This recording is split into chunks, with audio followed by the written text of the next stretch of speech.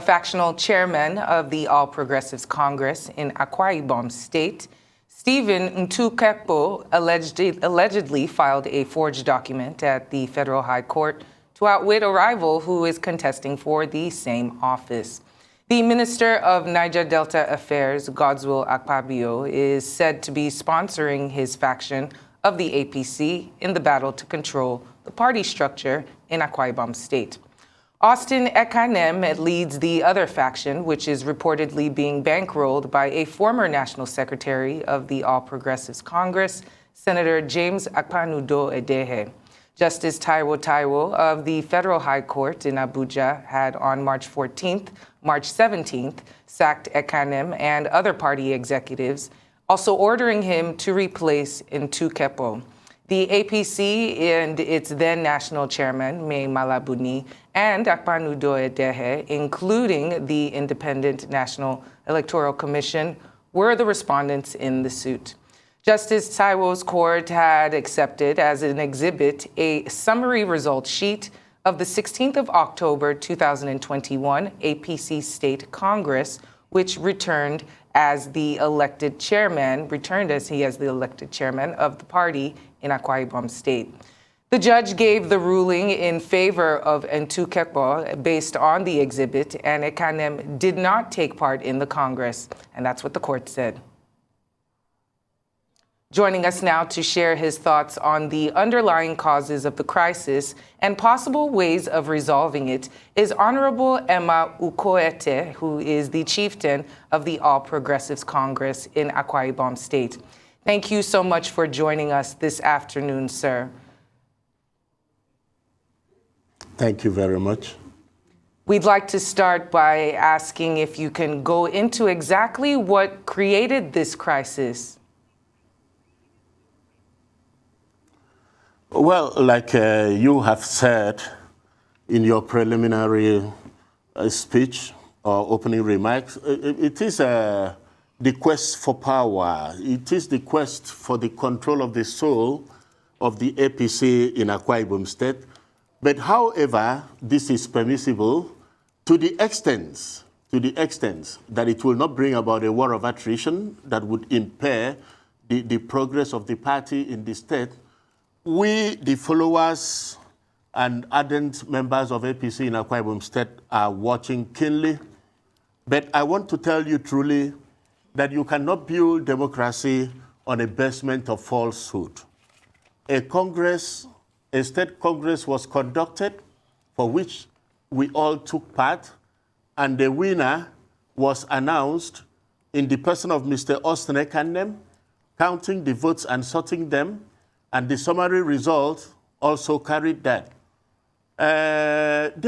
Shortly thereafter, we started hearing news of forged result, which to me is like standing true on the head.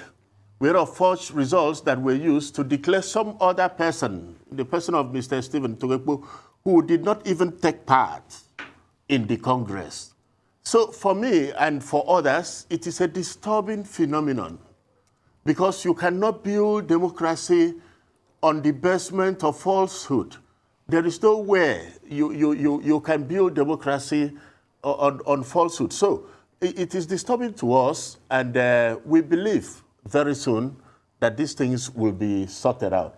But I also wish to say here that Nigeria has come to a level whereby no matter how high and mighty some people may claim or perceive they are, they should not allow such level of degeneration of conduct to derail the hopes, the aspiration, and the beliefs of the popular and greater number of people in a party like APC in Akwa-Ibom State.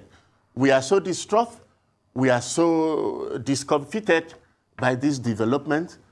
But I believe, too, that the last hope of the common man, which is the court, should have taken proper notice at this measure of perjury and degeneration by ensuring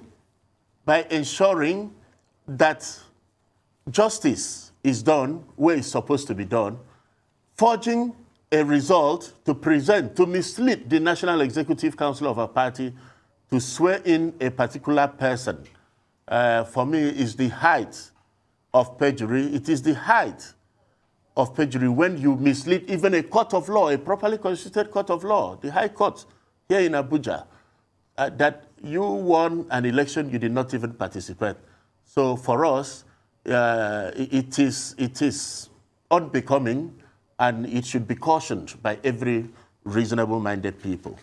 Well, Honorable, thank you for your analysis so far. The judge ruled in favor of Ntuk Ekpo, and I'm sure I'm not saying the name as correctly as I should, but do you anticipate that the ruling will be challenged, or is this the end of this matter as we know it? Well, I fully anticipate that that ruling will be challenged. Why I say so is that there is nowhere in the world where democracy is exercised without having to listen to the judiciary. Already, the judgment has been challenged, and there was a stay of execution. Only, this is where it really bothers me, only for us to hear that the newly elected executive of the party, the chairman, the national chairman, with due respect to him, had ordered Mr. Ntuk Ekpo to be sworn in nicodemously. And this is what unsettles the party, because like we said, you cannot establish justice on the basement of falsehood. There is nowhere a forged result of a state congress, a forged result which has been known to have been forged, would be used as the basis of saying, oh, this person won this election. That would be like decimating the APC in Akwa-Ibom State. And we will rise up against it. We will challenge it. Already it has been challenged. And again, the Court of Appeal had said there should be a stay of execution. The court is to, that matter is sub judice, but still the party went ahead and got him sworn in. Like the people say, and like we are all Nigerians, it is believed that money must have changed hands. I say it very openly. Money must have changed hands, because there is nothing that would have pushed the party with the distinguished men and women that I know make up the NWC of our great party, the APC. There's nothing that would have pushed them to go to such a length, having known that a properly constituted court of law, a court of such repute as the Court of Appeal had stayed action. They went ahead, disobeyed the court. We are a party of laws. We are a party ruled by laws. I can say this example. I can borrow this example from the conduct of Mr. President. President Buhari is someone who obeys the law. He is the leader of our party. And if the leader of the party sets example by obeying laws, I see no reason why some renegades should rise in their cozy comforts to disobey the law, to disobey the court of the land at that level of the hierarchy of courts. And therefore, to me, brigandage cannot unsettle legitimacy. And therefore, we will fight it to the end. Well, I'd like to take you up on the fact that you said the APC is a party of laws. If indeed it is a party governed, by laws that are respected by the members, then why is it so difficult for you to settle your matters internally without resorting to legal action? That's on one part. And then on the other hand, are you not worried that this crisis coming so close to the time when people are getting ready for the 2023 election could actually cost the party in Akwa-Ibom State? Well, first and foremost, let me say this. The court, we are made to believe, and indeed it is true, the court is the last hope of the common man. No matter how less privileged one is, going to a court is the proper way of settling disputes at that level. Yes, after exhausting all the peaceful resolution machinery of the party. So it is not an abomination to go to court to seek interpretation to certain anomaly if they take place in the party. And also at the same time too, we believe that if a court of law makes a pronouncement, it should be obeyed by all parties involved. It should be obeyed. And on the facts of whether this will affect the chances of the APC in Akwa-Ibom State, it will not affect.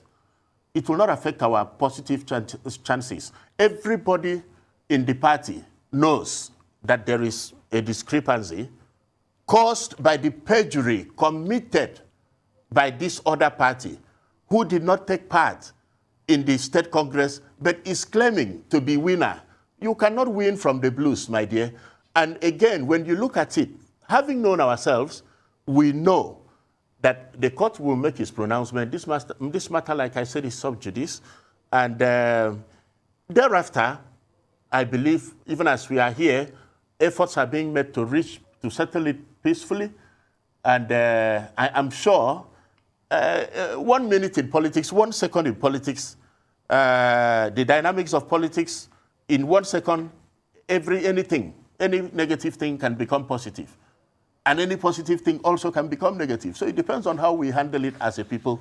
But I am very sure with the cool-headedness we are approaching it with, we are going to get it right. So it will not affect our chances in 2003 gubernatorial elections or the general elections, because already even the party, the PDP... Honorable, we must interrupt at this time, and thank you so much for joining the program. And we sincerely hope that the party is able to sort all of this out in your state. Thank you so much for joining us.